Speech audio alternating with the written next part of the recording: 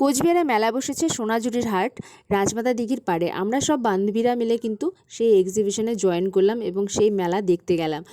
আমাদের হাতে সময় খুবই কম ছিল, এই কম সময়ের মধ্যে আমরা কিন্তু মেলায় ঢুকে পড়লাম। এই ব্যাগগুলো ছিল কাপড়ের, শুধু ব্যাগ নয়, মেয়েদের টপস থেকে শুরু করে কুর্তি, শাড়ি, ব্লাউজ, এছাড়াও অনেক সুন্দর সুন্দর কালেকশনের জুয়েলারি ছিল। ছেলেদেরও ছিল শার্টস, পাঞ্জাবি। তো তোমরা সবাই চলে আসো, আসলেই কিন্তু পছন্দ হয়ে যাবে। এবং দাম খুব একটা বেশি নয়, দাম কিন্তু আমাদের সাধ্যের মধ্যেই রয়েছে এবং রিজনেবল প্রাইসের মধ্যে রয়েছে। বলতে গেলে বুটিক্স কালেকশনসগুলো যে বলে, এবং কাপড়ের এই হ্যান্ডমেড জুয়েলারি বলো, যে কোনো ড্রেস বলো, সব কিছুই তোমাদের পছন্দ হয়ে যাবে। তো এই জুয়েলারি কালেকশনস খুবই সুন্দর সুন্দর ছিল।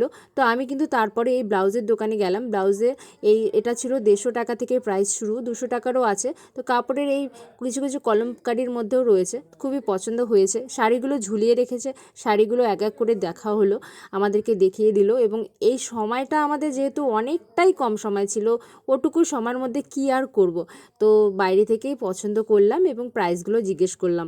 যেহেতু খুব একটা বেশি প্রাইস ছিল না, সেজন্য অনেক কিছু কিন্তু তোমরা আসো, পছন্দ হয়ে যাবে। এই কুর্তিটা আমার খুব পছন্দ হয়েছে। তো এই কুর্তিটা দামাদামি অনেক করার পরে, তো খুব একটা বেশি কিছু দেখিনি কুর্তি, এটাই পছন্দ হয়ে গেছে প্রথমে গিয়ে। দামাদামি করার পর অনেক পরে আমি এটা নিয়ে নিলাম। তো এই চুড়িগুলো ছিল হ্যান্ডমেড কাপড়ের চুড়ি, খুবই ভালো লাগে। সব কিছু ড্রেসের সঙ্গে বলো, কুর্তির সঙ্গে বলো, এবং বুটিকের শাড়ির সঙ্গে বলো, খুবই কিন্তু ভালো মানায় হাতে। তো 150 টাকা ছিল, এক একটা প্যাকেটে ছিল ভেতরে 150 টাকা করে। তো নেওয়া হয়ে ওঠেনি, নেক্সট দিন যদি আসি অবশ্যই নেব।